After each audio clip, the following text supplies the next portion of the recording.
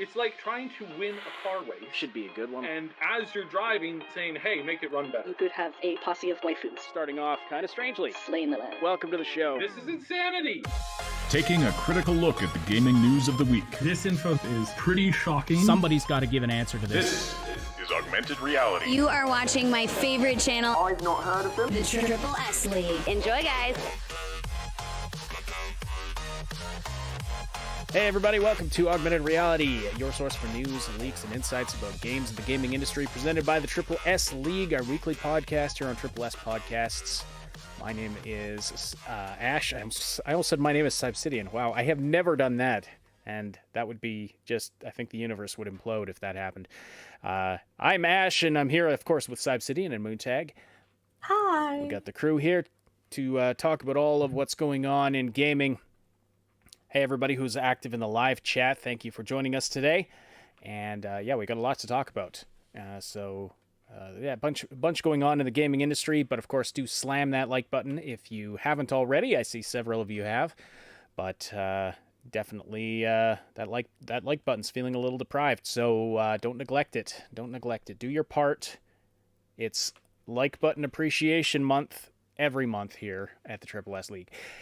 All right. So, good night. Is Elden Ring ever getting some good reviews? It's just crazy. 10 out of 10 everywhere. Now, this, of course, is all pre-release reviews. The game is not out yet, but, of course, Elden Ring, highly anticipated game that comes out, I believe, on Friday, 25th, if I'm not mistaken. Mm-hmm. Might release on Thursday at certain parts of the world. But, yeah. Well, you know, one of the things that is, the normal, game journalists are happy about is that, the women are forced to dress as nuns. So, they're really appreciative of that.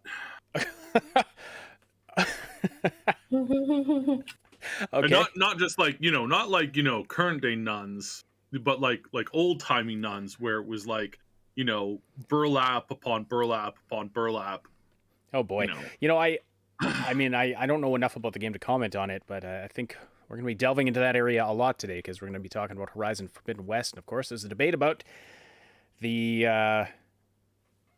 Aloy, is she hot or not thing, which I find really cringy, no matter what side of it is being argued, because this whole thing, I don't know. Everyone who's like, I'm going to explain this. Well, I'll get into that in a moment, but yes, Elden Ring getting tons of good reviews is coming out. I know a lot of you are looking forward to it. I'm looking forward to it as well, and I want to know. We'll do an unofficial poll about whether or not you want to see some Elden Ring content or what kind of content you want to see. I'm up to my neck in Dying Light 2 right now, and those videos are doing really well. So I want to continue with that. But if you really, really, really want to see some Elden Ring stuff, guides, coverage, whatever, let us know. Or if you're happy just playing it, I'm not sure. Again, as far as the gameplay style, it's like with Sekiro. I was able to do a few videos with that, but as far as the how-to stuff, it's not like it was a huge puzzle game or anything like that. So anyway, let us know what you want to see, right? Just so I can budget my time accordingly. With this, unless Cyber Moon, were either of you planning to pick that one up? I'm thinking about it. Yeah? I have it on my wish list. Yeah. Maybe Cyb should play it. Maybe that's how we should do this. All right. Well, it is third person. It is third person, yes. Mm-hmm. So a couple of quick fire things before we get into the big stories. Bethesda's dropping its launcher, and the world rejoiced. So Bethesda says, attention PC players, we are retiring the Bethesda launcher and moving to Steam. And they're already on Steam, but they're on PC. They're going to be exclusively on Steam, looks like.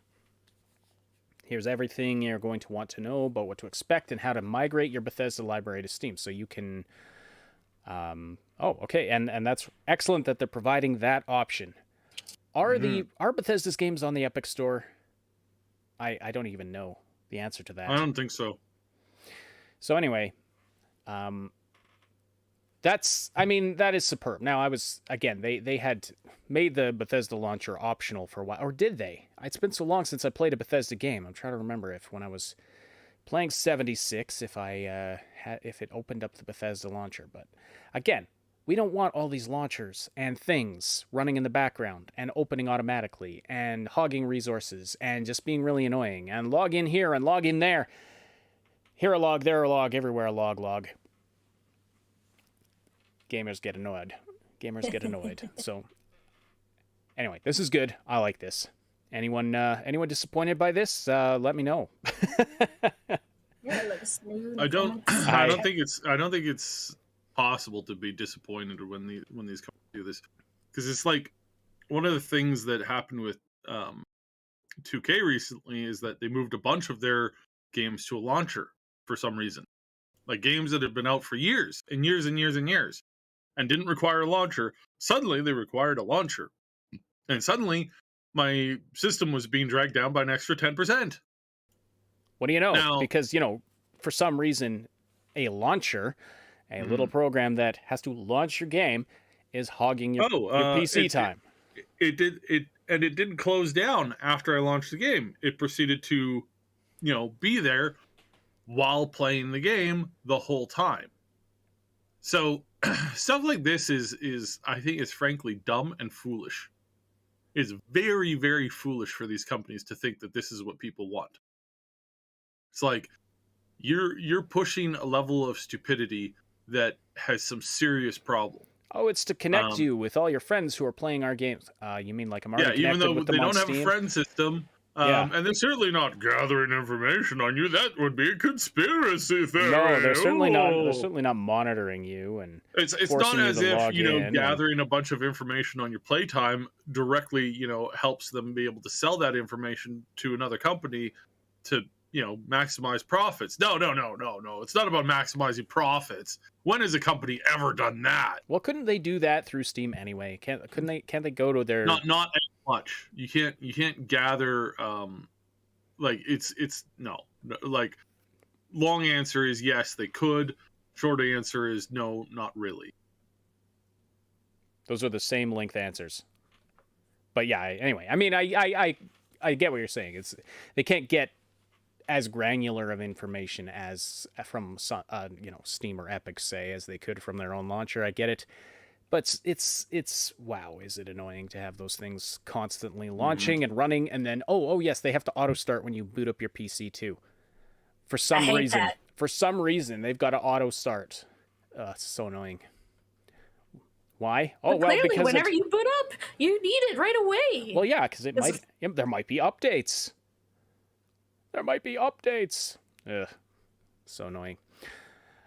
Speaking of Steam is scrapping 95% off sales. I don't know why they're doing this. I was going to ask you, Saib, if you had any idea why, but they're no longer doing sales that are above 90% or lower than 10%. Mm-hmm. Discounts must be greater than 10%, less than 90%. Why? Why are they doing that? I mean, 90% is still a pretty good discount, but what? There's the same reason why when you go to a gas station or something, maybe a small store or something, and they're like, no charges less than $1, please. It's because in certain cases, when you charge a credit card 25 cents, the credit card is charging the company to make that charge work 25 cents. And in some cases, it's even less. So like or more. They might be paying, I don't know what Steam pays per transaction to credit card companies, but it's probably more than 25 cents, I would imagine. I would imagine it's highly likely that they're paying at least I want to say probably at least 75, 50 cents a transaction. And so that, that doesn't make sense. And then they cut the low end off because it's like, oh, yay, I got a game at 5% off. Yay. It's almost not worth it. Yeah. It's like you're saving 30 cents on this indie I mean, game. I've seen a Steam sale once for a game that popped out in my library that was 3% off. And I'm like, Same. what the hell is this? Launch special. Get 3% off your $5 game. Okay, thanks. Pennies on the dollar. Yeah. Terror cases. Have you ever noticed that when you put the Bethesda square on a slight angle. It's the Roblox logo. No, I haven't. I have noticed it. I have noticed it before in certain light. It appears in bright rainbow colors. It doesn't seem to work in Saudi Arabia though. I don't know. It's funny. All right. And then I don't have an image for this, so I'll just take the browser off the screen. But I do have an article here somewhere. Oh wait, first. So there's going to be no Call of Duty in 2023. They're taking a year off. They're skipping a year. Whoa. What's up with that, Activision? Interesting. Also, then... Oh, shoot. I did have an article for this. So, this will sort of transition us into our story about Horizon Forbidden West. But Sony, with Horizon Forbidden West, basically... well, some are calling it a scam, a ripoff, that kind of a thing. So Sony has bumped up the prices of its PS5 games to $70 US as opposed to $60 US, which was the standard for a long time and apparently still is the typical price for a PS4 game. Mm-hmm. So you can buy the PS4 version of Horizon Forbidden West and the PS5. Oh, yeah. Wait a minute. The article was right here the whole time. You can buy the PS5 version for $70 US. So whatever that translates to in your local currency. But here's the thing, if you buy the PS4 version, you get a free upgrade to the PS5 version. So you can buy it $10 cheaper, but they are online or whatever. If you have a PS5, they just want you to buy the PS5 version and spend that extra $10, and you're actually getting less because you're not actually getting the PS4 version with that. So go figure. Platinum tax. This is one of these things where it's sort of like a rich person problem, in the sense that there's a lot of people who, so like you sit, you're like, okay, you can buy this game for $60 or you buy it for $70. Which would you like to buy? Now everybody with a brain, or most people with a brain, would say, I'll take the $60 version of it, please. But you then have to say, well, it's the same one and the stores are literally right beside each other, but one is a little, it's not the new chic thing, it's the old thing.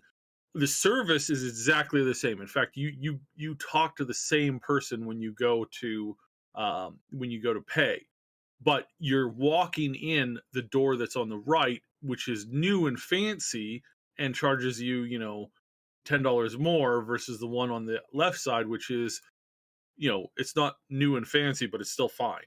Like, it's not shabby or anything. And if you put that presentation in front of people, a lot of people, normally only like 30-40%, choose to go through the new door. Why? Because they're I want to be careful what I say here. Because they believe that perception is more important than saving. Yeah. If you were to do that physical test in front of people live, there would be a bunch of people, and Mooney knows who I'm talking about. There would be a large chunk of people that would say, oh, well, we want to make sure that, everybody sees us going in the chic door. So we're going to pay, 10, 20% more for a product, because this is like, what if our cousins were driving past and they saw us walking in on the left door, the poor door? They would think that we were having financial issues or something. So we're gonna go in through the right door. Well, it's like, It's all about branding. Yeah, well, I mean, it's the same thing about, designer clothes versus, Exactly. whatever. yeah, but designer clothes, you can say that there's an actual difference there. Sometimes there is, sometimes there isn't, obviously. But in this case, it's the exact same product, with the exception of you can't play the PS5 version on PS4s. But if you buy the PS4 version, you get to play them on both. And despite that glaring obvious difference, there are a segment of the population that would always go, well, I want to get the newest thing because like that's in style, so I don't really care about your opinion. And again, that's fine. It's your money, you do whatever you want. But it's the people who are making this purchase who don't, who hadn't had that explained properly to them, that went to go buy it. They have a PS4, maybe their brother or their dad has a PS5 or whatever, and they went through the new PS5 store and then got overcharged when they're only playing it on the PS4 because there's multiple units in the house, right? Those people and the people who are just like, they just, they do the order on the website or something like that, ahead of time. Those people are the people that got shafted without their knowledge. They weren't making that stylistic choice. They were literally being essentially scammed by the company. And yes, scammed is the appropriate word here, because you couldn't easily see the PS4 version. Whenever, even on the PS4, when you went to go buy the thing, it wouldn't take you to the right location, as far as I understand, as far as it was described by somebody who's in the know quite significantly on this kind of stuff. And this is definitely within the category of being a class action lawsuit. In fact, I think one's already started. Because again, the lie was from the company that they made it appear as if you were unable to get the cheaper version, or in most cases, it wouldn't give you the appropriate response. And so when a company does that and they overcharge people, that's where that's obviously where the big problem is. That's where when you set up, you're selling the same product for the same thing, but you're charging some people more than other people just based off of how they entered or where they looked on the website. That is something that companies get sued for all the time. So, because it's not a sale price, it's it's not, you're not bargain shopping, you're just showing up to pay for the same product. So, Jimmy and Sally got the same product. Sally paid $10 less than Jimmy did. That is a legal lawsuit that is common within at least the United States. So this is something that is fairly serious, and again, it showcases that these big companies don't care about you, and if they can scam you, if they can scam, I think the number right now is sitting at about a little over 70%. Couple days, like yesterday or day before, it was sitting at like 68%, but now it's sitting at over 70% of people have overpaid for this product.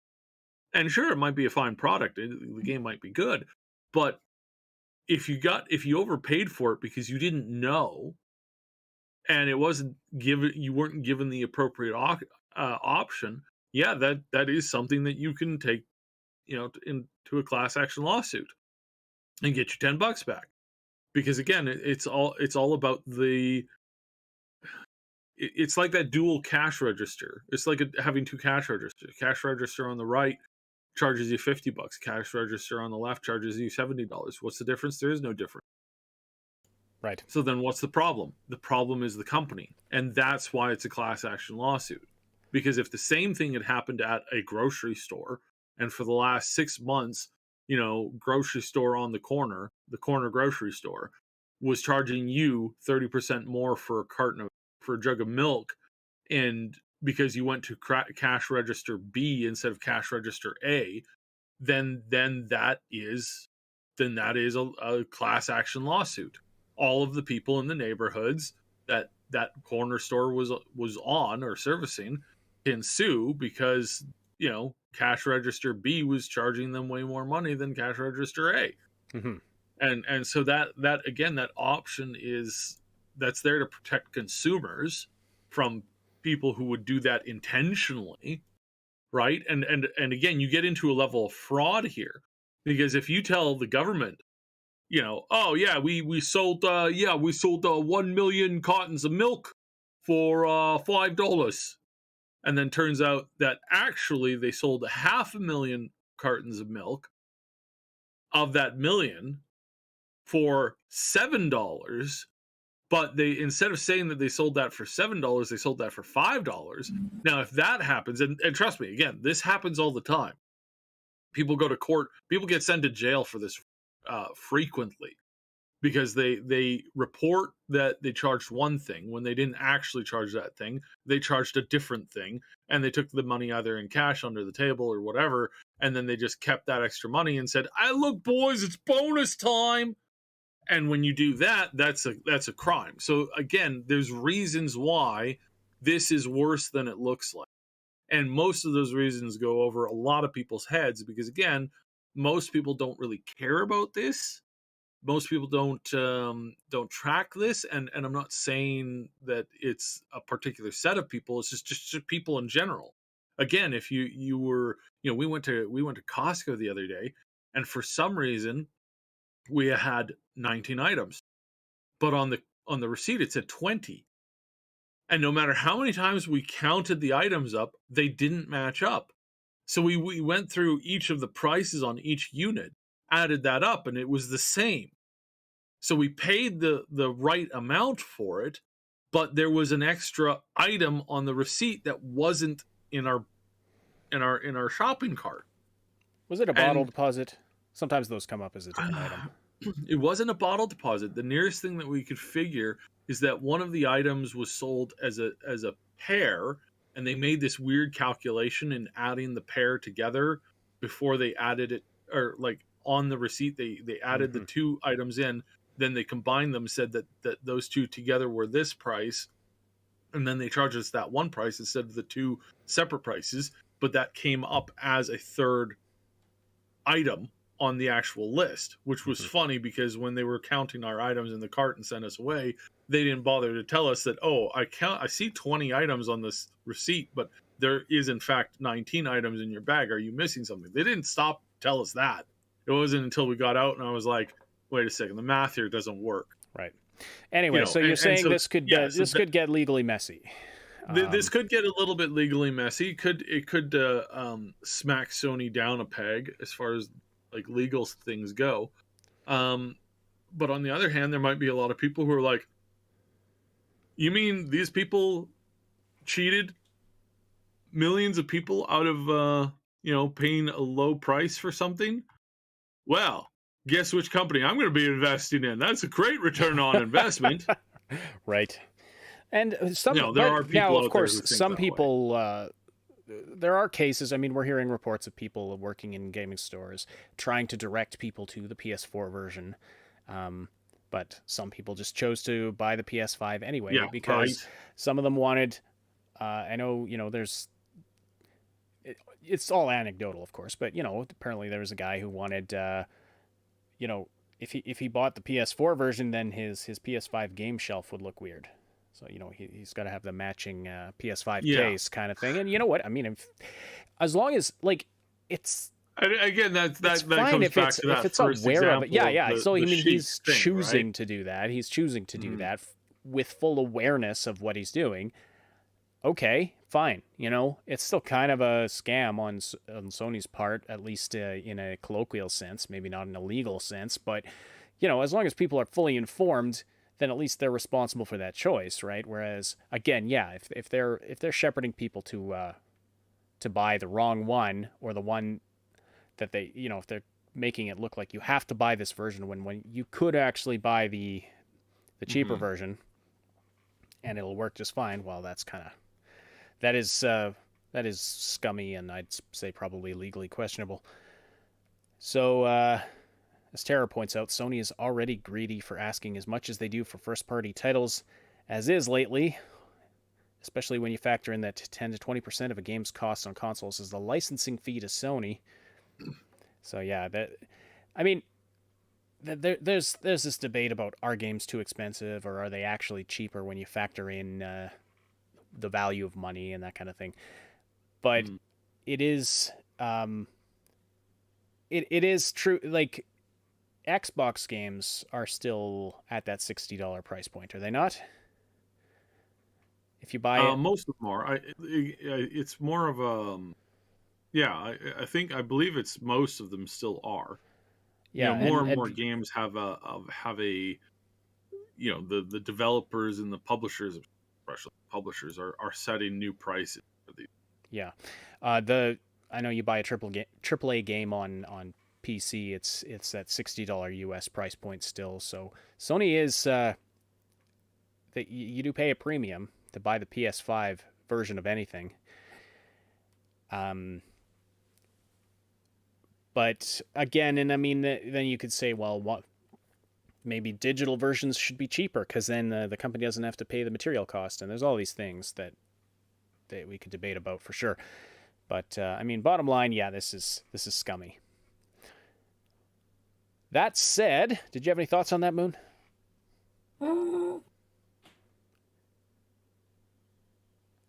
No? Well, not really. It's all pretty much been said. Where it's like, it sucks that some companies are like misleading with their price point and like just how they arrange their store in general. And like, I'm not a fan of Sony anyways, so I'm kind of like, meh. Oh, there's a whole, and I mean, it's been perfected over centuries. There's a whole psychology to how they lay out your grocery store to get you to spend the maximum amount of money. So, all of those shenanigans they're always at play, and that's what. So we have to be wary as a consumer and buyer of things. Right, because it's like when I go into a store, I go in with like a general idea of like what I need, what I want to get, kind of thing. Whereas some people, they're just like, I'm just going to wander the whole store and buy whatever catches my fancy. Well, do you think it's accidental though that the milk and eggs, all of the essentials, like the things that you need to buy weekly, are way at the back? Way. I mean, at the convenience-wise, I mean, how many times do people go shopping? It's like, I just need to pick up some milk and eggs. If convenience-wise, it would make sense to have those right near the entrance, but no, they want you to walk through the store, smell the smells, and see the things, and get a hankering to buy something else along the way. Right. Just there's a lot of empty shelves in my local grocery store. Oh boy, let's not get into that. Tara, Like they can't even hide it anymore. I walked in and like the one there was one whole row where there was like 5 items. Oh, And they're like, oh yeah, we're waiting on stock. I'm like, you said that 2 weeks ago.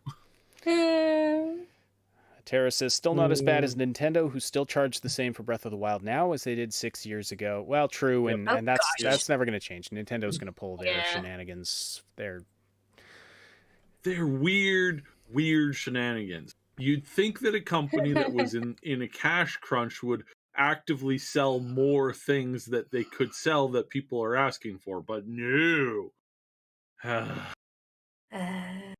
Anyway, Horizon Forbidden West is getting pretty good review scores. 88 critic review and 8.1 user score, so we got a rare case where the users and the critics kind of agree, although you don't know what kind of shenanigans the review site is pulling. You just don't know anymore. You know what I should do? I should go to OpenCritic. So I'm gonna do that do it up. for a second here. But of course, there's Cyber, you were saying that there was some review brigading going on from multiple sides or something. Yeah. Well, there was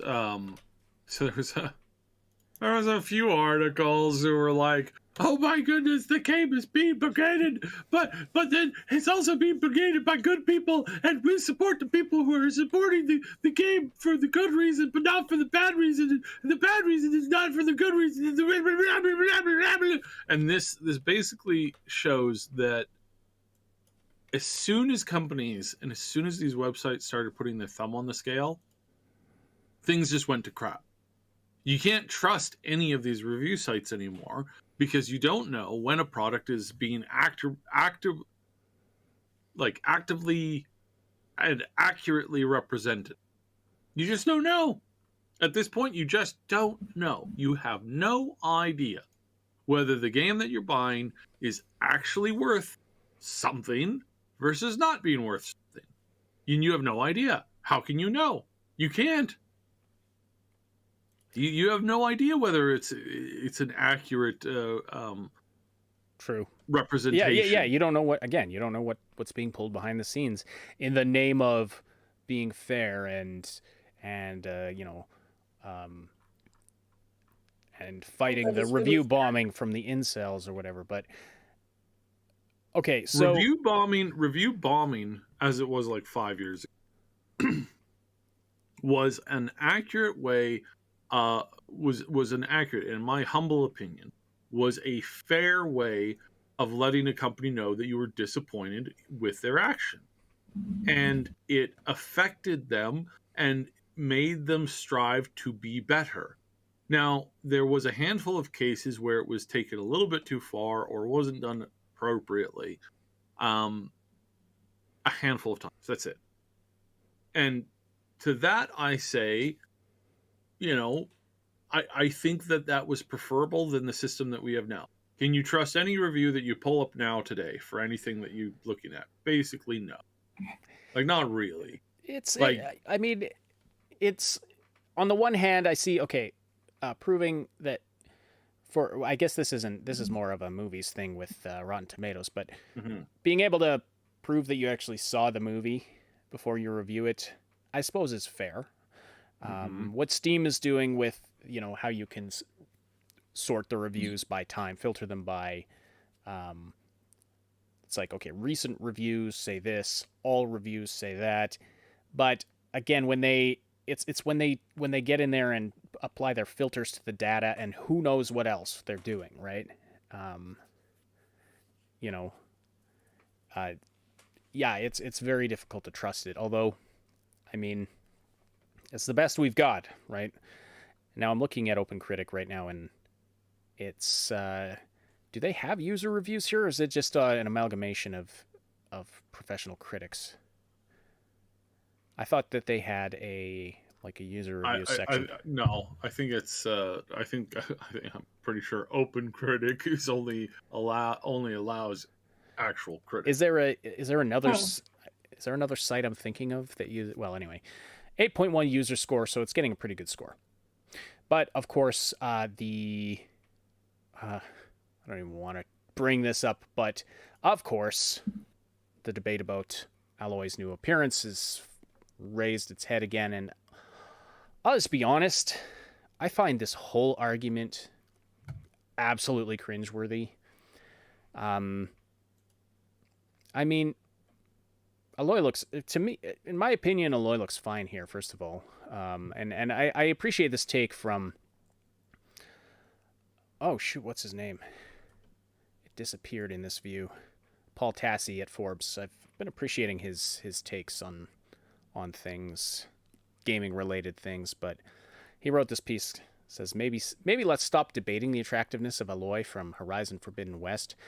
I mean, this is just kind of Ash's opinion segment here, but you have this article from Game Rant. The upset about Aloy's appearance in Horizon Forbidden West explained. Oh, thank you, almighty journalist.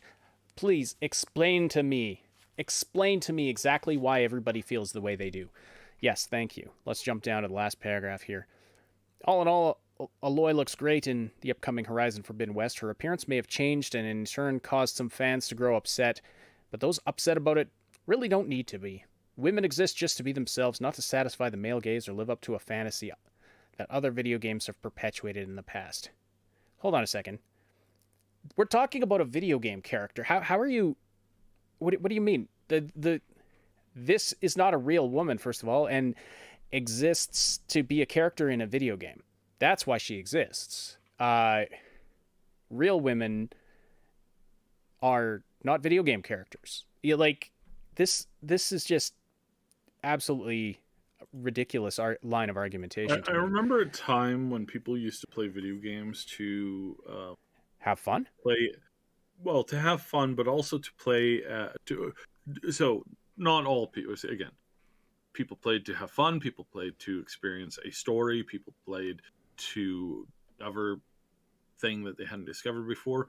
But some people, especially in RPG, especially in MMORPG, because this argument has some relevance to the whole Lost Ark topic, covering this very similar topic as well.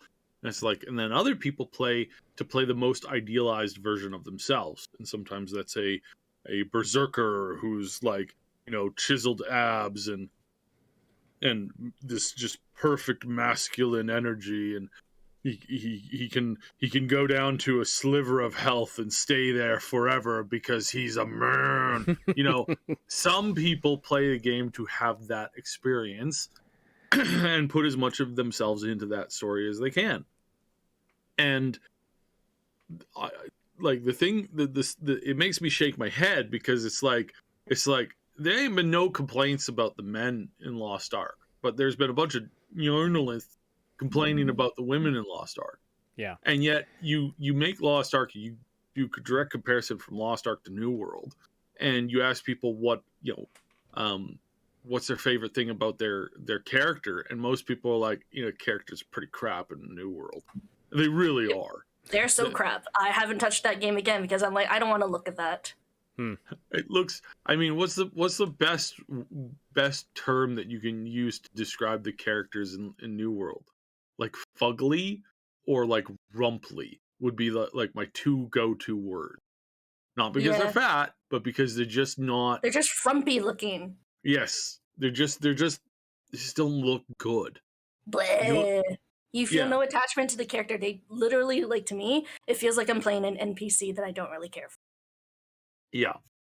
And characters in New World, you describe them as like, you know, pretty darn attractive. And I mean, they're only running everywhere they go, you know, for you know, all day, all night, you know, eating a diet of basically just like adventurer rations, which I get little heads up there. Adventurer rations mostly was essentially just dried meat and water from streams. Like that's the adventurer diet for you. And it's it's like if you ran for 16 to 18 hours a day everywhere you went, carrying around 150 pounds of stuff, and your diet was meat, dried meat, and water. You know what? You look pretty. Actually, you look pretty, especially if you're waving around a sword that weighs 150 pounds. You'd be.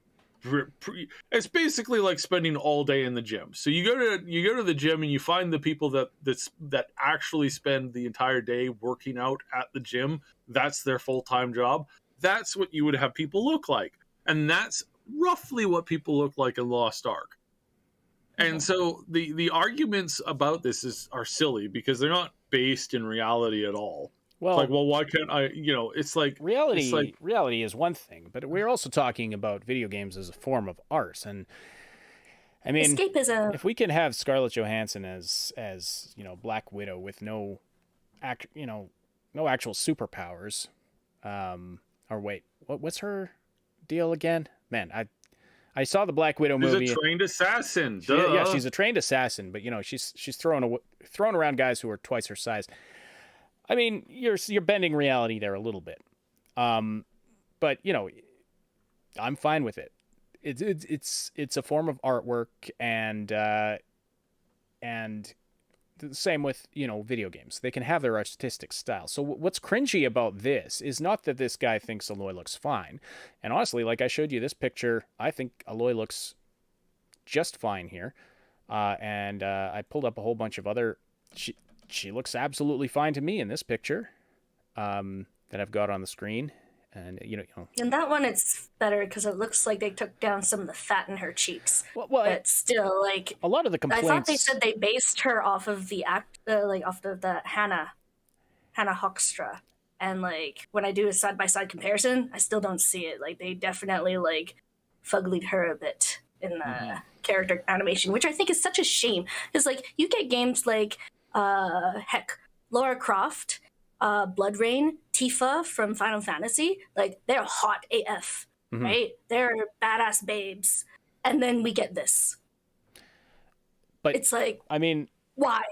my argument. I mean, I don't mind how she looks here at all. Quite frankly, Which is fine. But it's like, it's because of the choice of direction that I take issue with. I mean, whatever they're, and as I think Tara K pointed out here, it didn't help that one of the developers basically said, for Aloy to be a strong female, she needs to look more masculine. I mean, that's completely backwards logic. Yeah. If that was the... Yeah, it's kind of stupid. Like, she's in a world with, like steampunk dinosaurs. Like, why are we making her appearance part of reality when nothing else in the game is? Well, and just the logic of, like, well, to make her be stronger, like, if we want our female protagonist to be strong and independent, therefore, we need to make her more like a man. Like, that doesn't make sense if that... Well, it is. Yeah, exactly. It's self-defeating. It's very self-defeating. Mm-hmm. All of that said, like I said, I don't mind how she looks here. Personally, that's my personal take on it. A lot of it is being compared to the image on the left here. This is where a lot of the criticism is aimed at, and I honestly think this is one particularly bad screenshot, right? But I really like the one on the right. I don't. I think it's scary. This I find equally cringy. From the other side of the aisle, is it me or is Sony making their lead female protagonist look masculine as hell? Barely. Pics from the game on the left, fan made on the right, higher fans, lol. Whatever. I mean, the thing is, though, it makes sense for her to be more muscular and really fit. It makes zero sense for her to be, looking like this with the makeup and lipstick and stuff. And I'm, whatever. But how do you know that's makeup? What if it's just her natural eyelashes and her natural, like, rosy lip color? Yeah, her eyes. How dare you assume that she just put on makeup? I'm sure, Moon. She just has natural black lines around her eyes. Yeah. Exactly. Yeah, exactly. I mean, the point I'm trying to make is I don't care about this. I don't like how it looks on the right. I don't like I don't like either of these pictures. I like this picture of her, and that's not what I'm... Oh, shoot, my tabs are all mixed up. But anyway, I don't know. Just wanted to get that off my chest, that I find both sides of this a little cringy. I think people are allowed to have their taste, but when we're saying, like, well, you can't... It's wrong of you to like it. Character creator and everything. Well, yeah, for sure. It's where when it's like people are like, you're wrong for thinking this way is good. That's where it's like...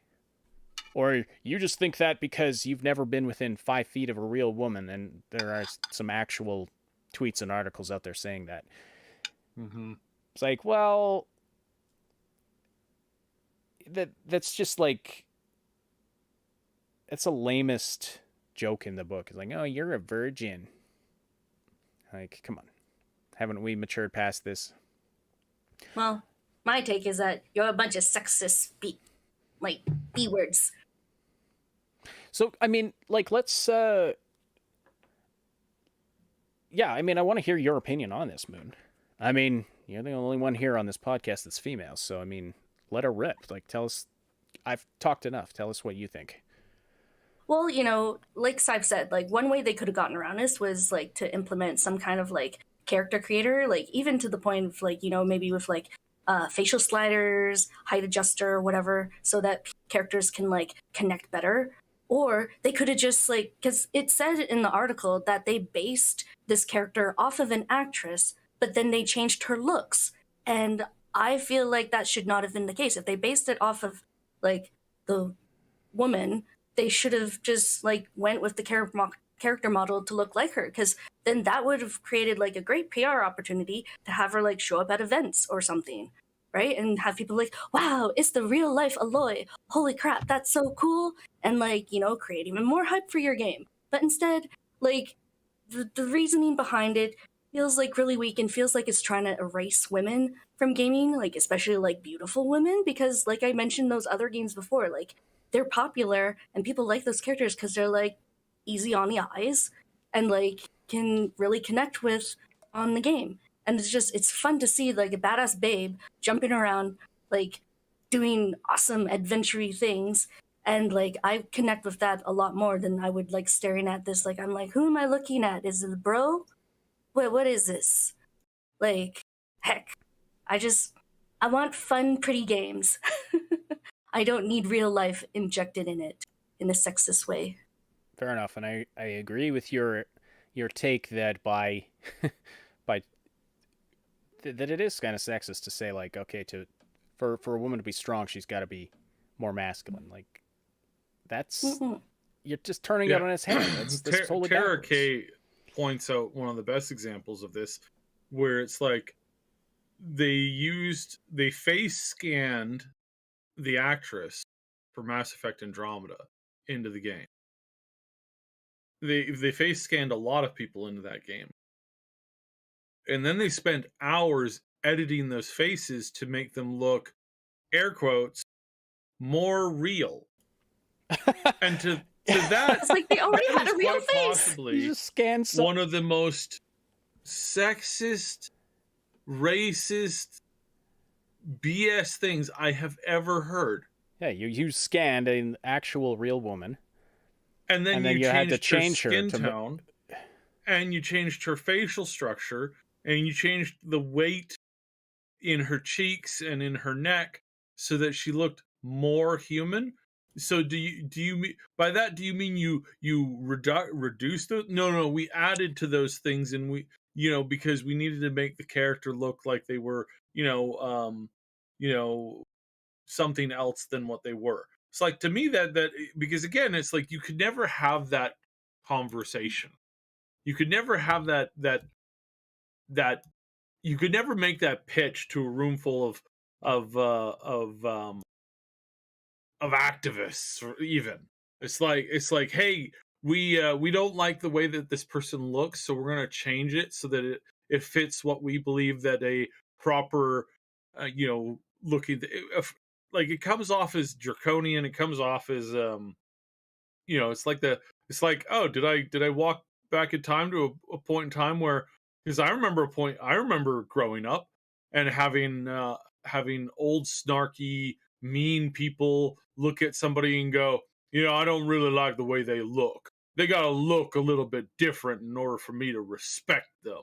It's like, I remember that. It was terrible. It was disgusting. And yet somehow we're back there again. Right. It's How like are the we back epitome of here objectification. again? Like, it really doesn't make any sense. No. Yeah, it's like it's just saying you're wrong for looking a certain way.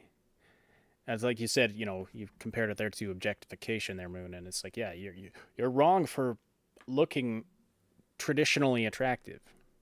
Yeah, reducing someone on the basis of their appearance is very shallow.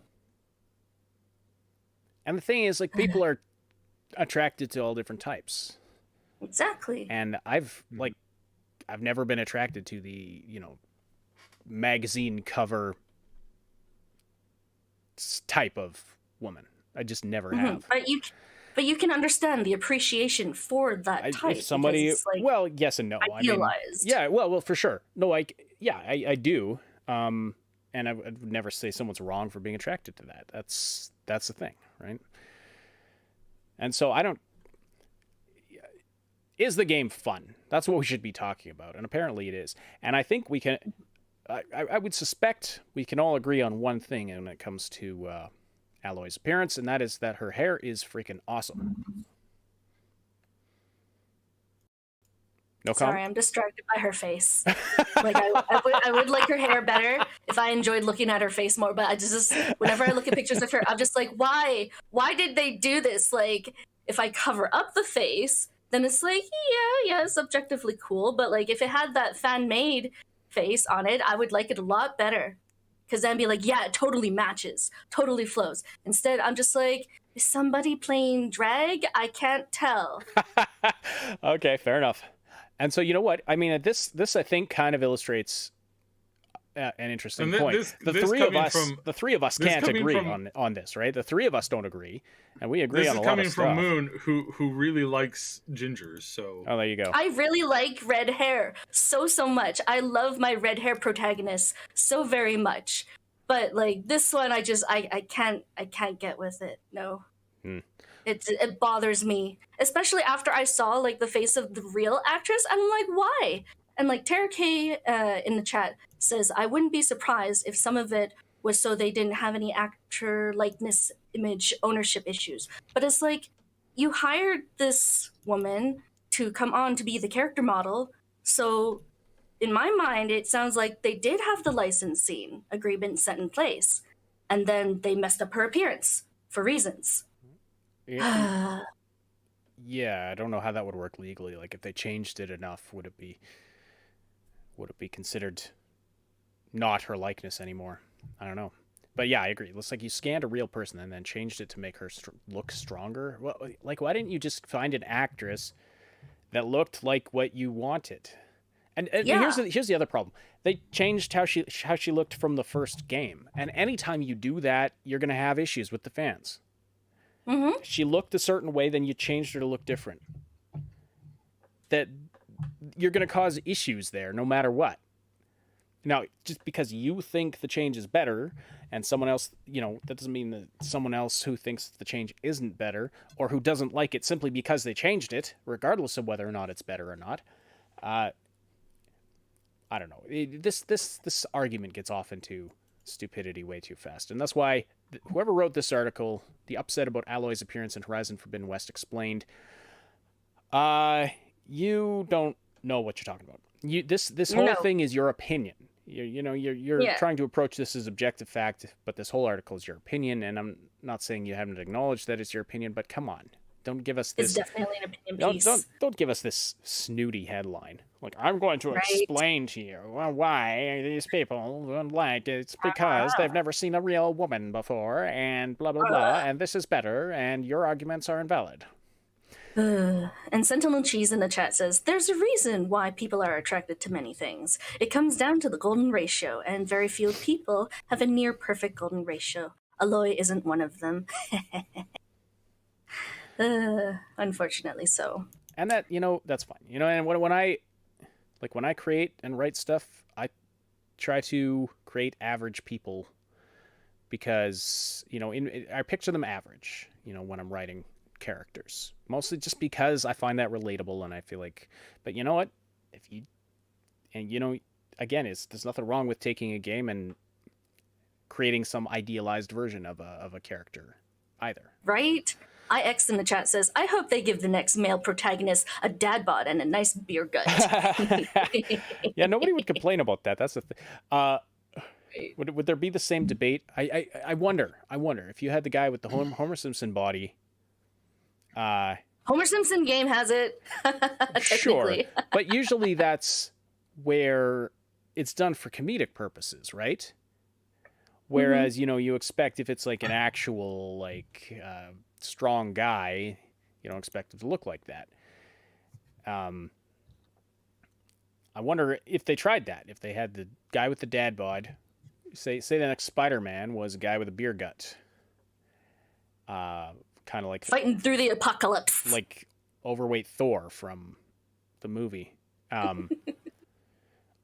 Which again worked because he's like a superpowered dude, but and then that's the other thing. So people were losing their shit about the fact that they made Thor fat, and that there was some comedy to it. But when you do it to Aloy, okay, whatever. You know what? It's just this whole thing's ridiculous. This whole thing's ridiculous. Anyway, apparently the game's pretty good. It's getting really, really, really good reviews. So, you've been enjoying Dying Light, right? Oh, heck yeah. So I was thinking, Dying Light, it's probably it's got this 5-year plan, right, for new content and stuff. Do you think that'll fluff the game's content out a little bit more in a needed way, or do you think it's like how much more fluffing does the world need to feel like really, really just really solid versus honestly, like it's pretty solid already. There are a few parts of it in the sort of the mid game I was starting to feel like some things were pretty repetitive. But you know, there was a few hours in the middle where I started to feel like things were a little bit repetitive, but then they started getting into new interesting things again. And I don't know, it's a pretty solid world. Of course, I would always appreciate more content. So then you'd say that Dying Light has a bright future. What the hell? Funny. That is the worst joke I've ever heard.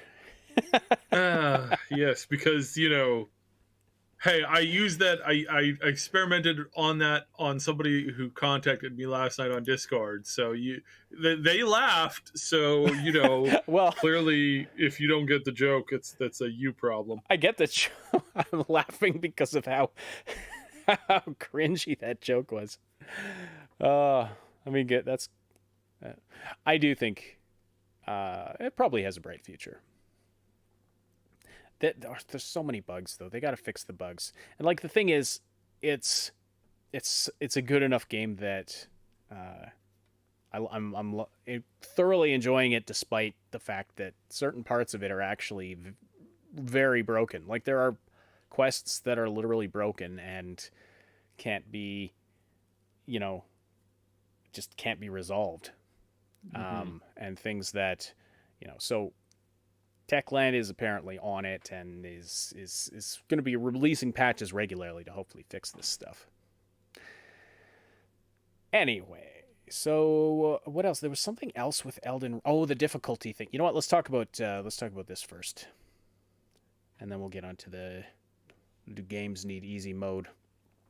By the way, you are listening to the Augmented Reality Podcast. Thanks so much for joining us in the live chat. If you are listening live, if you are listening after the fact, drop some comments down below. Let us know what you think about the things we're talking about. By the way, if anyone has seen Uncharted, the movie Uncharted, let us know what you think of it in the live chat today or in the comments.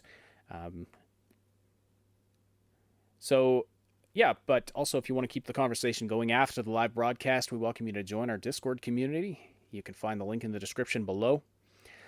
And it's a place where you can chat with us and other Triple S community members about all the things we love to talk about. We've got movie rooms, game rooms, animal rooms, food rooms, anything whatever you enjoy talking. We even added a sports room because some people wanted to talk about the sports, and I was like, okay. Sports. You play the game and you catch the ball and you run it into the net. And then you throw it down for a home run. Yeah, that's my favorite game with the ball and thing. Yeah, and the goalies. And the goalies, especially the goalies. Yeah. Both the ones with the sticks and the ones with the feet pads and the ones with the baseball bats. That's a thing, right? I'm not very much of a sports person myself. Oh, yeah. I couldn't tell. Couldn't tell. I can tell you though that for sure, absolutely for sure, you know, your local sports team, they're in a building year. You know, they're doing really good. They're doing really good with that.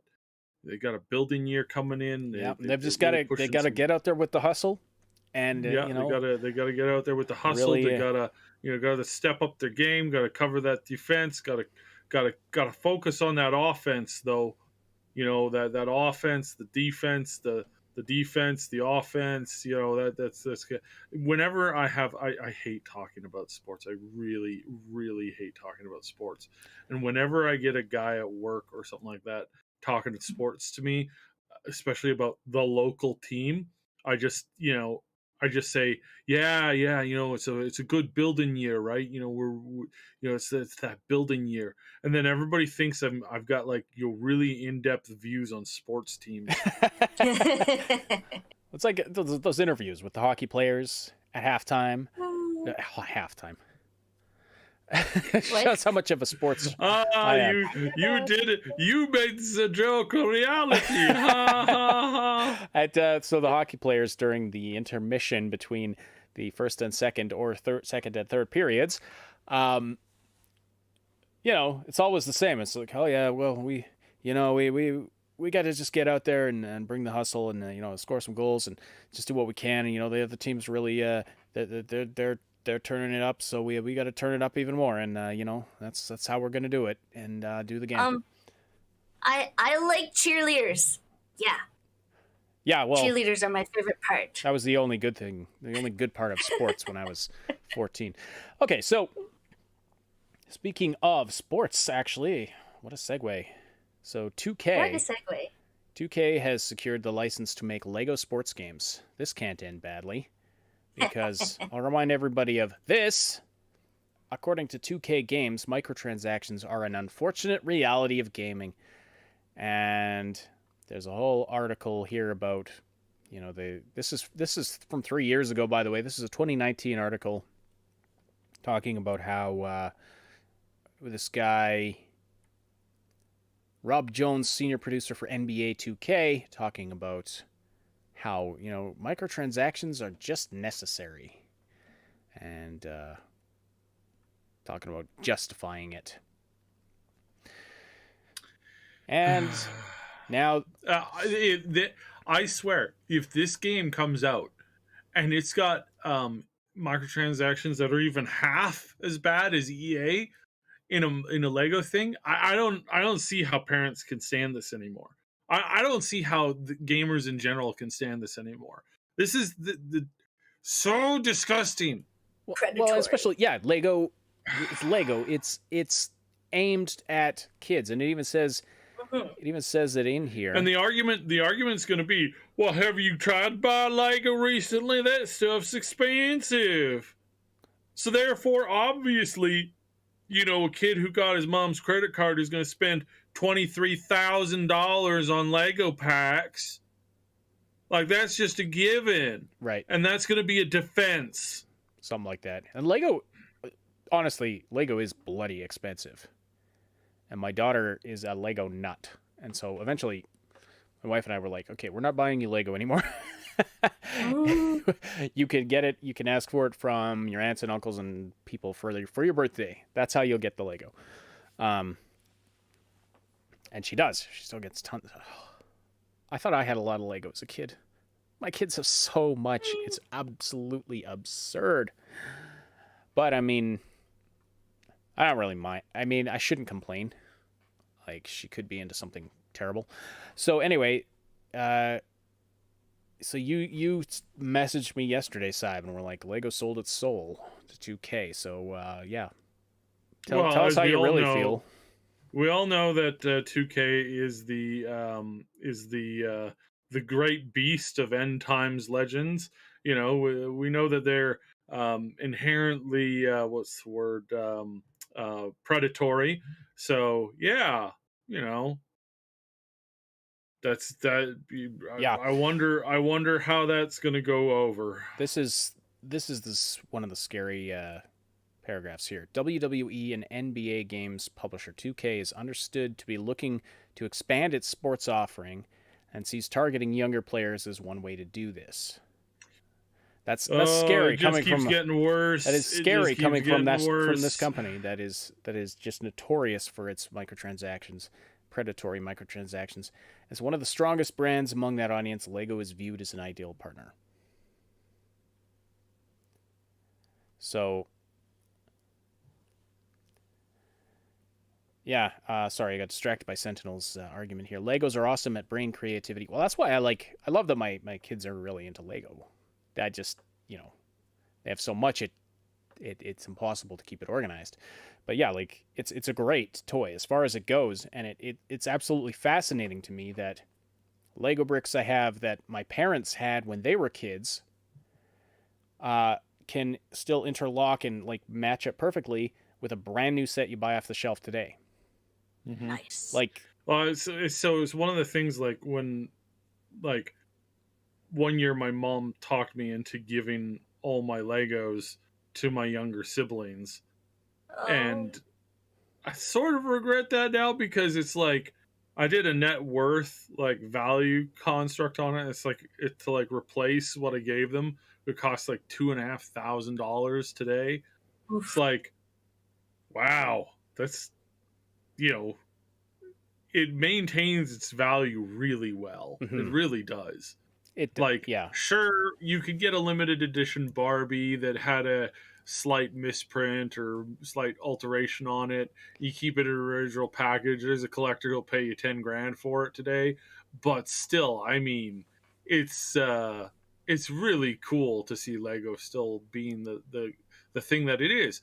But this move into the digital space with doing Lego Soccer with a company who's been like, microtransactions, they're great, they're fine, they really make our shareholders happy, and we know they're predatory, but we're just gonna double down on that. Like, why would you sell it to them?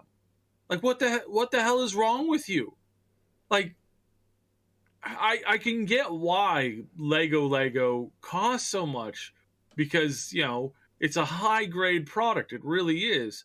But why are you doing this to children?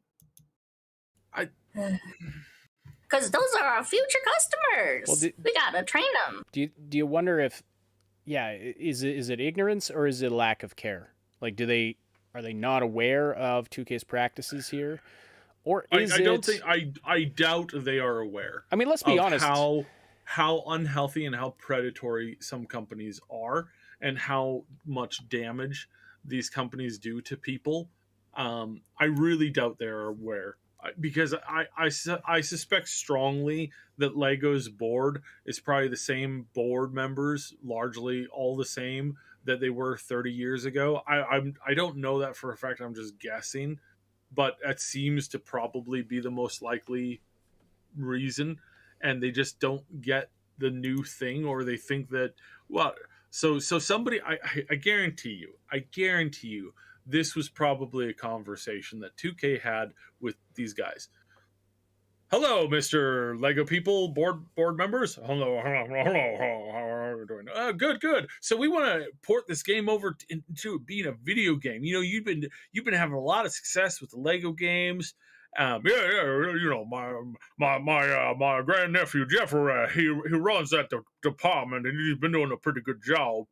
He's got some concerns though about this micro transaction. Can you explain that to me? Yeah, you remember buying baseball cards when you were a kid? Why, certainly I do remember that. That was a pretty good time. I remember getting Mickey, whatever his face is. That was a great pastime. That was a great hobby. And then one of the older fellows across the way, he leans in. Is that anything like stamp collecting? Yes, exactly like stamp collecting. Except instead of costing you a few cents per stamp, we're charging them, $40 to get, the chance at getting a stamp, basically, that you would keep. It's like printing 1 million normal American stamps and then having one collector stamp that you actually want in that, and then dividing them up into packs of 50 and selling them that way. Oh, that seems a little predatory, doesn't it? No. It's fine. It's what everybody's doing now. Okay, that's fine. I vote we give it to these young whippersnappers from 2K. I'm sure that was the conversation. I'm almost positive that was the conversation. I guarantee you, somebody either compared it to stamp or card collecting, baseball card collecting, or vice versa. Like, somebody somewhere did that in the pitch to get Lego to say yes and explain exactly what it was. I'm positive. No inside sources, just assumptions. Right. Well, it could very well be. And also, we're just assuming that 2K is going to go the microtransaction route. They're going to go the microtransaction route. I don't know. I don't know what would have given run us 2K. What? I recently found out that they moved their headquarters. Yeah, their headquarters at 2K got moved. They went from the 9th layer of hell down to the 10th layer of hell. I didn't know that was a really 10th. Fascinating. Yeah, oh. That's a joke. They added a 10th layer on. Okay. Oh, that was a joke, really? Well, with their team of lawyers who aggressively defend their in intellectual investment properties, you have to be quite clear on this, you Yeah. know, and you have to be quite clear on the fact that when you're joking versus when you're not joking, or, you know, when you're just talking about a product and not leaking about a product, because, you know, they have some serious qualms about that for some reason. Yeah. Well, this has been talked about in the media. We're just reporting the news. IX in the chat says any game that has microtransactions should immediately get an adult-only rating. Yeah. Adult only rating, and they should be banned in most countries that ban any kind of like gambling. I really, again, some people are like, you know, they don't like that stance, but I mean, it's predatory, it's evil, it's you don't need to be ripping people off and allowing them to spend accidentally $3,000 to $4,000 on your title just Right. because, you know, you can. Not unless that title actually costs that much to make. I wouldn't have so much qualms about it if playtesters were actually getting paid a living, like an actual living wage, which these companies can do. Like Asmongold was talking about this just yesterday. It's like, why do we have bots that spam about gold sellers in these video games? It's because these companies can't be bothered to hire a team of 10 people paying the minimum wage to just sit in public chats, you know, watching public chats for gold spammers, and then ban them and their accounts immediately. They can't afford to do something that would just bring a level of peace and satisfaction to us as gamers. They can't afford to do that.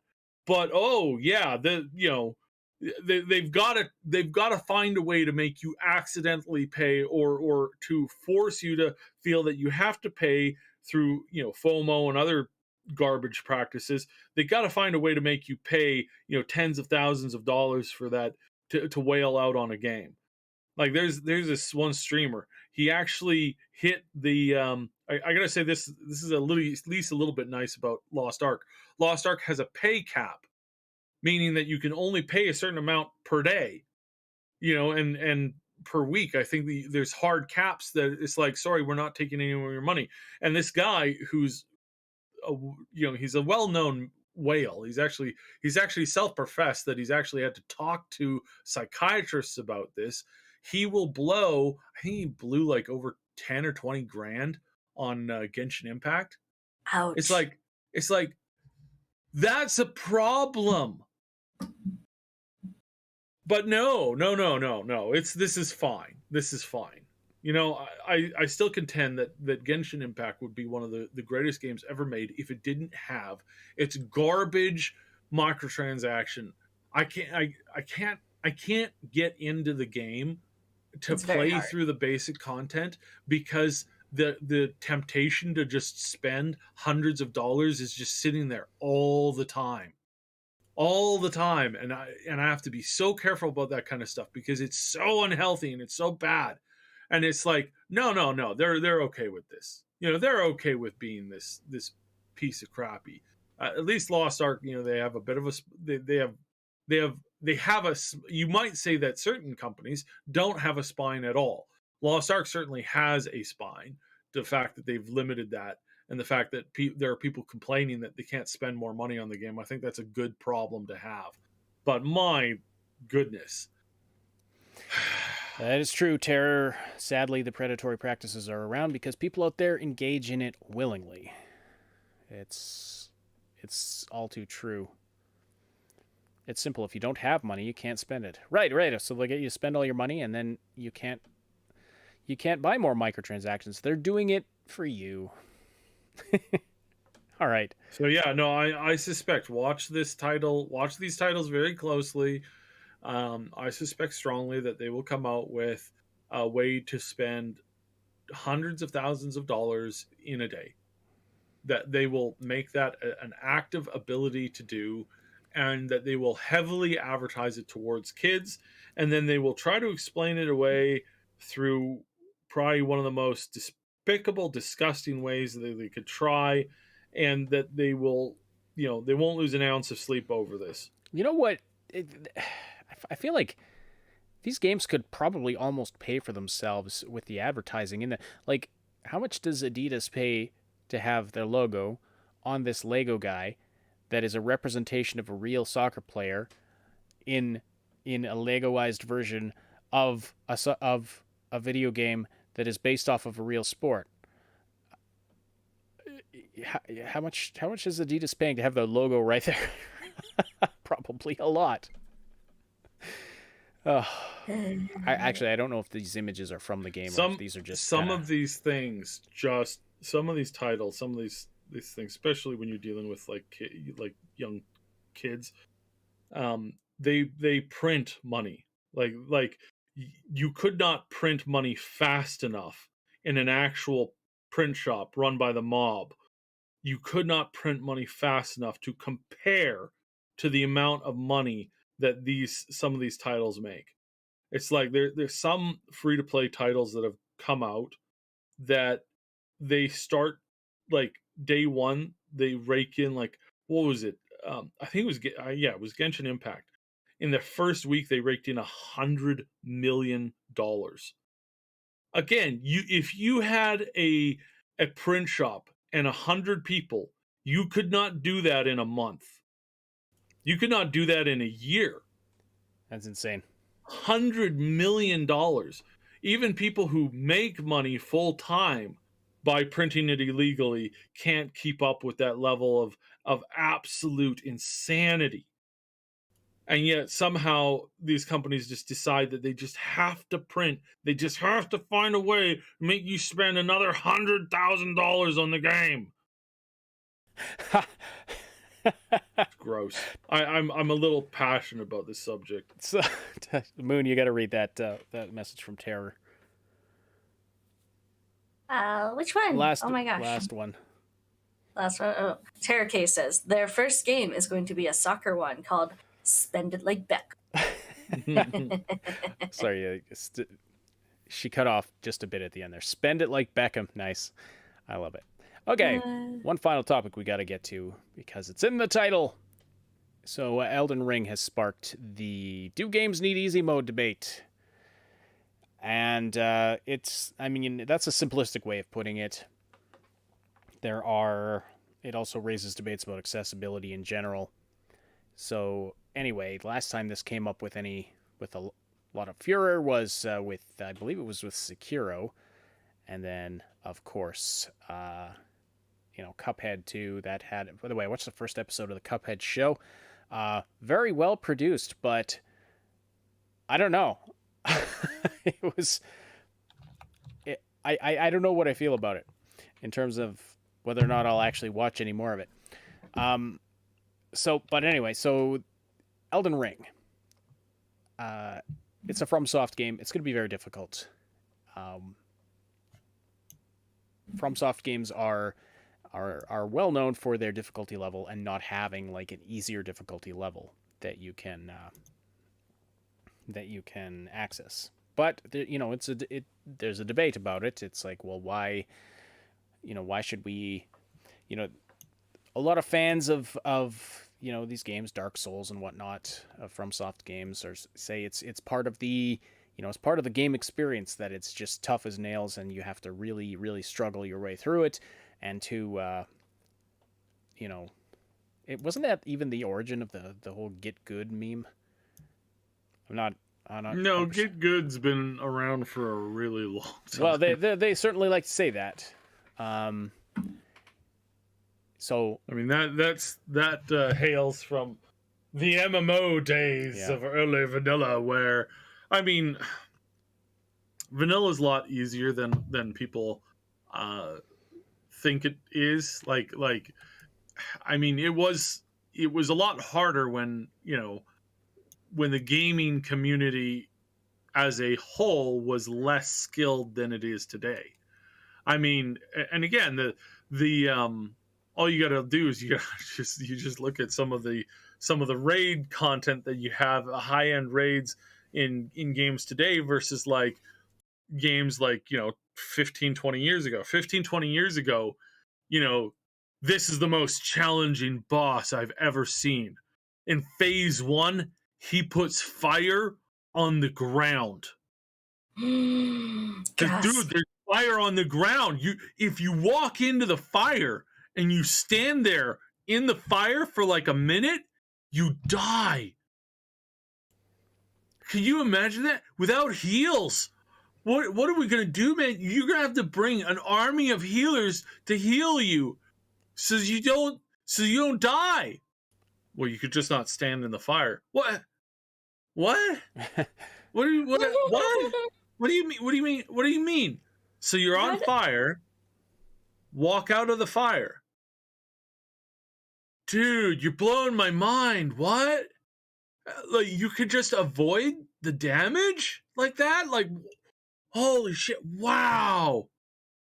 Oh my god! That what? Are you for real? For real? I've had this conversation with people. We had a guild policy. We were considered, in my heyday in vanilla, I was considered the server tyrant, the tyrant in glasses, for how dare I kick people out of my raid for standing in fire. For standing in fire for more than 30 seconds. It was a rule in the guilds and in the groups I ran. If you stood in fire for more than 30 seconds in any boss fight, I kicked you from the guild. I gave you 3 tries, like three warnings to not stand in fire. Again, not for 1 second, not for 2 seconds, for 30 seconds at a time. And I was called the tyrant of the server. I was called the because we were the server first leads and all that stuff. There was a whole bunch of names, and oh wow, that side guy was just like what a brute, what an uncaring brute. Doesn't he understand that there's people who don't know how to play these games, like he does? Like, he's a god when it comes to this game, but even then, like, how dare he expect that from the people that he raids with?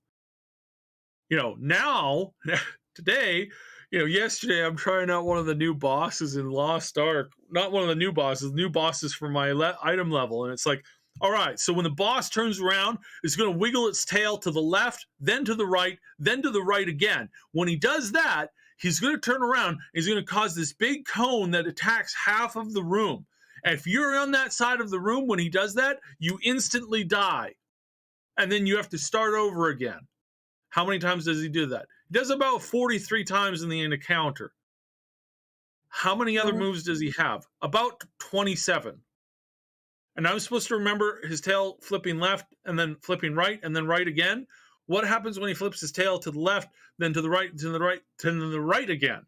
Well, if he does that, then you have to stay on that side. Otherwise, you wipe the raid. Okay. So what does he do when he turns his head? So, okay, when the boss turns his head to the left, he's going to attack the right side of the room. When he turns his head to the right, he's going to attack the left side of the room. And again, if you're caught in any of those things, you instantly die. It's like that. I mean, the complaint about difficulty rising in video games is a legitimate one. Whether or not we need an easy mode that can cater to the lowest common denominator, I think at some point we call that a let's play, where you watch somebody else play the game. I mean, I remember that too. I don't know. Well, yeah, that's the ultimate easy mode. And by the way, the thing is that this has become sort of a catch-all term for this general debate about difficulty versus accessibility in games. And quite frankly, I don't see why we can't have both. But I do want to hear, the opinions of folks in the live chat. I know we've already got some. IX says we don't need an easy mode. I mean, it's the game is as easy or hard as you make it.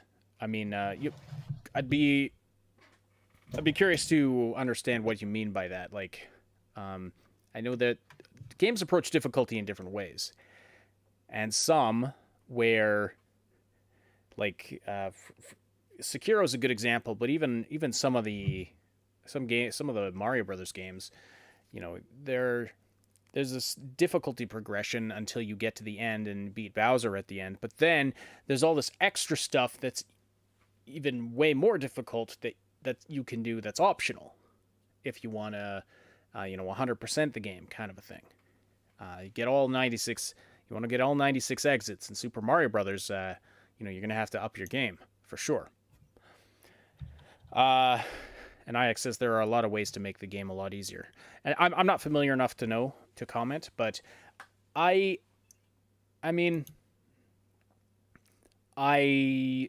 personally, like, I go back and forth on this a little bit, but on the one hand,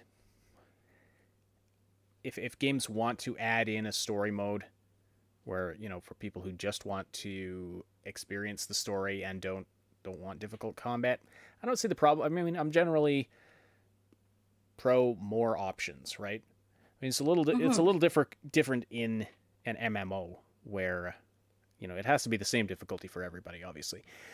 But I mean, I don't see the problem with it, and they could say, here, this is the intended difficulty. Here's the easier difficulty. And maybe you don't get certain achievements if you go that way, or it just, it says this is the intended difficulty, but here's a story mode if you need some extra help. Honestly, like, so WoW has a story mode for its raids. Oh, does it? And yeah, it's called LFR, and you literally can't lose. Like, you can die, you can wipe over and over and over again, but every time you wipe, you get a stacking buff. And I remember doing a raid not too long ago where it was like there was a mechanic in the game where it's like boss has like 90% like damage resistance, and in order to mitigate that, you have to do this like thing, this mechanic, is basic mechanic. And if you don't do the mechanic, then then he just stays at hit points, and you just can't kill him before the enrage timer hits. And if you sit in LFR long enough, you get to the point where one competent player can literally one-shot the boss in a span of like 10 seconds. So not one-shotting the boss, but it's like killing the boss within 10 seconds, basically by himself. That's how much it can stack to. If your group is just absolutely not professional or skilled in any way, shape, or form.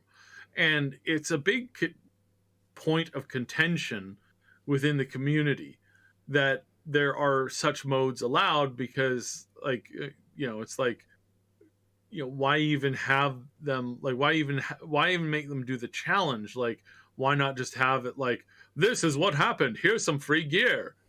It's like, that would be in some cases preferable. But yeah, it's bizarre. It really is quite bizarre.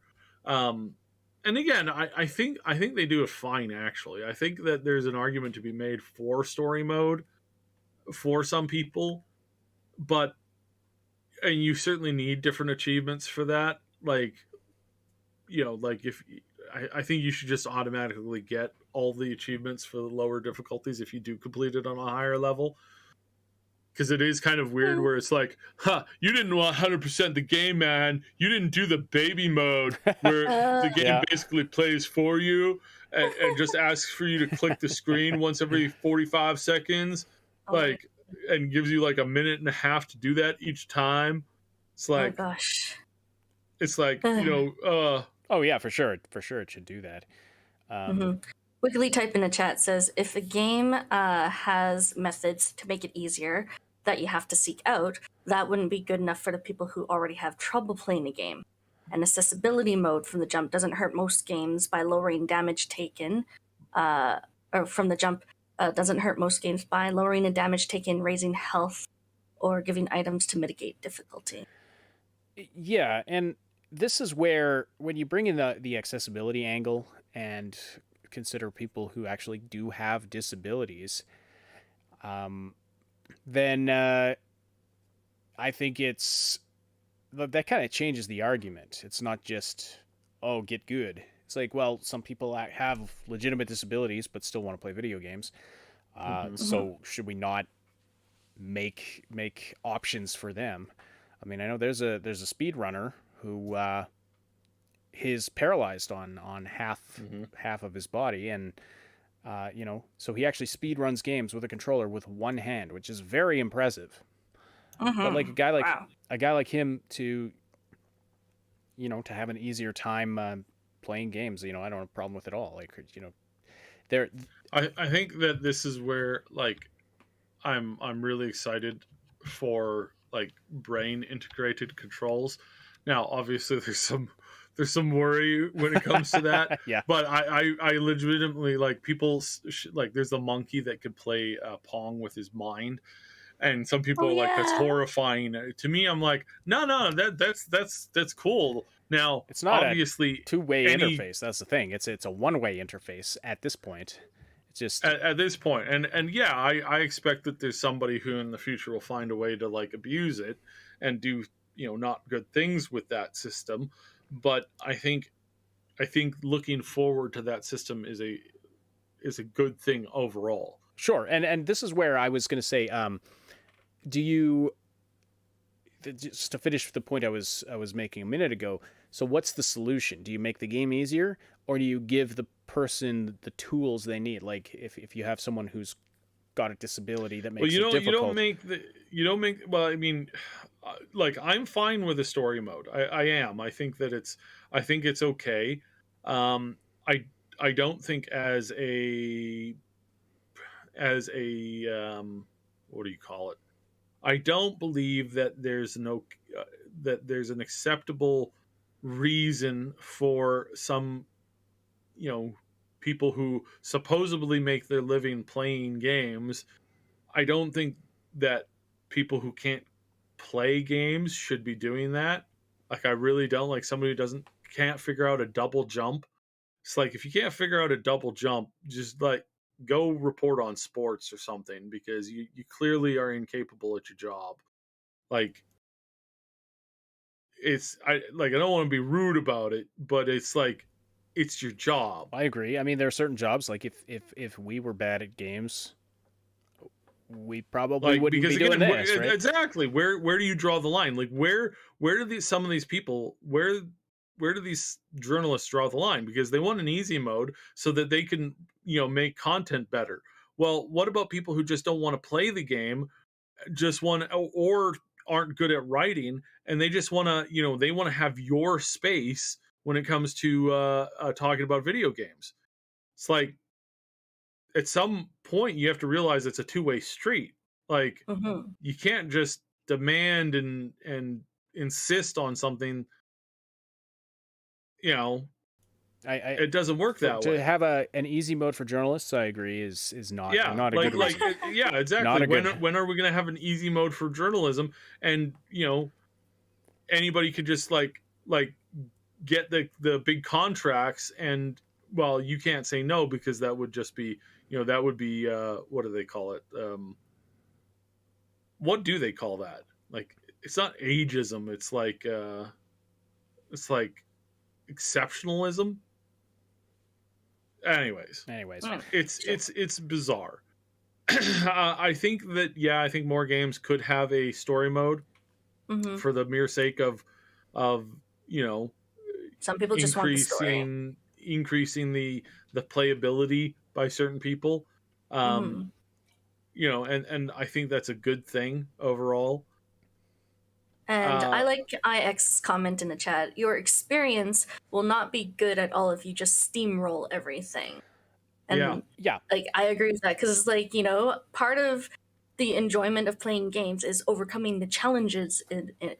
Unless you just want the story. Yeah, and I need to point out that this has actually been around for a long time. I remember way back in the days of original Doom being released, that some people were getting into games for literally the first time. And my brother worked at a computer store at the time, and I remember the conversations that he would have with certain customers when they walked in. They're like, hey, I saw my buddy showed me this game called Doom, and it was crazy. I want to get a computer and I want to play that game, or maybe I want to get the game. I don't know if it'll run on my current computer. And they would ask questions. Then they would ask about other games. They're like, oh, what is this? What is this Wolfenstein game? This looks cool. very similar. Oh, you fight Hitler? Wow, that's so cool. Yeah, I want to kill Hitler. That's awesome. And then the conversation did turn.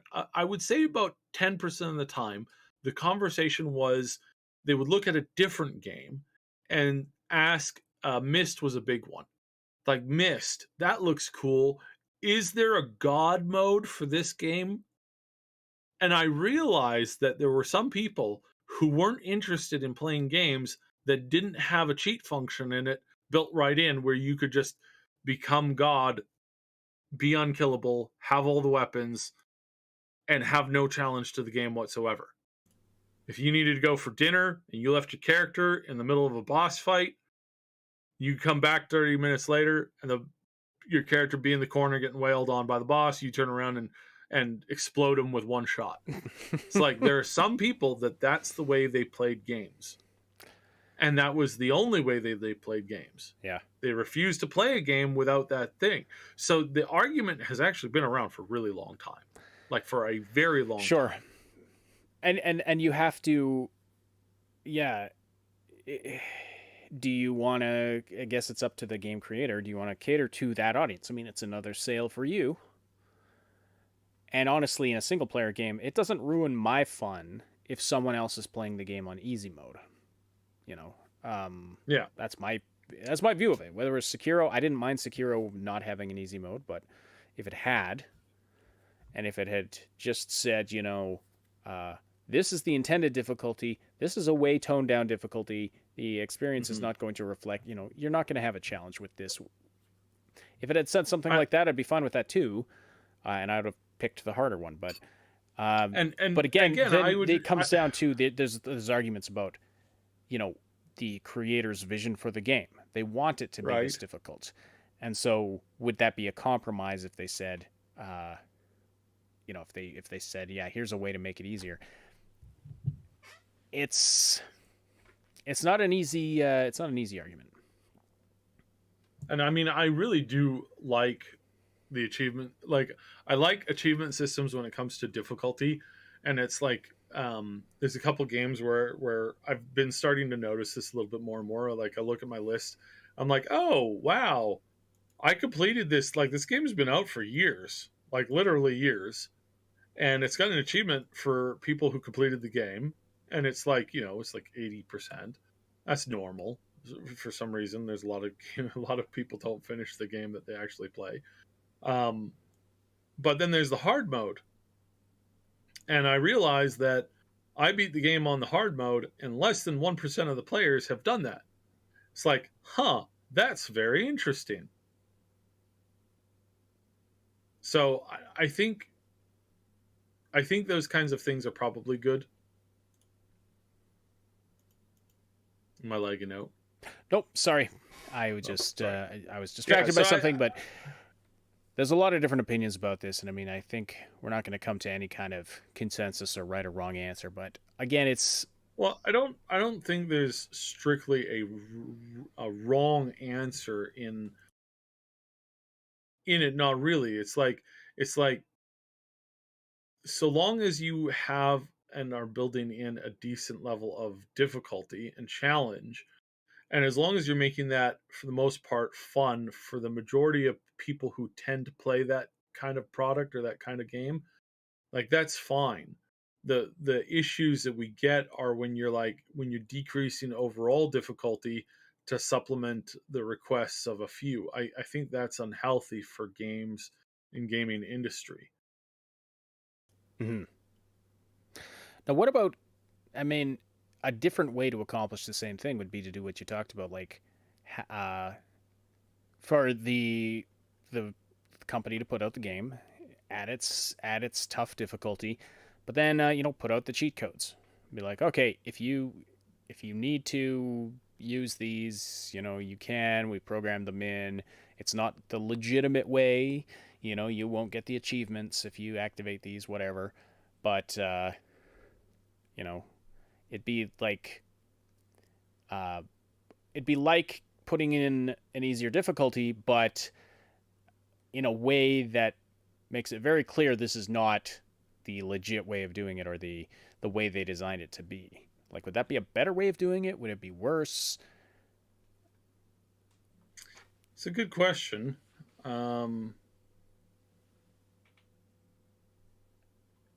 Yeah, I don't know. Yeah. I don't know. Well, we'll have to leave it on that. There are some games that I don't have any achievements on because I mod it immediately upon getting it.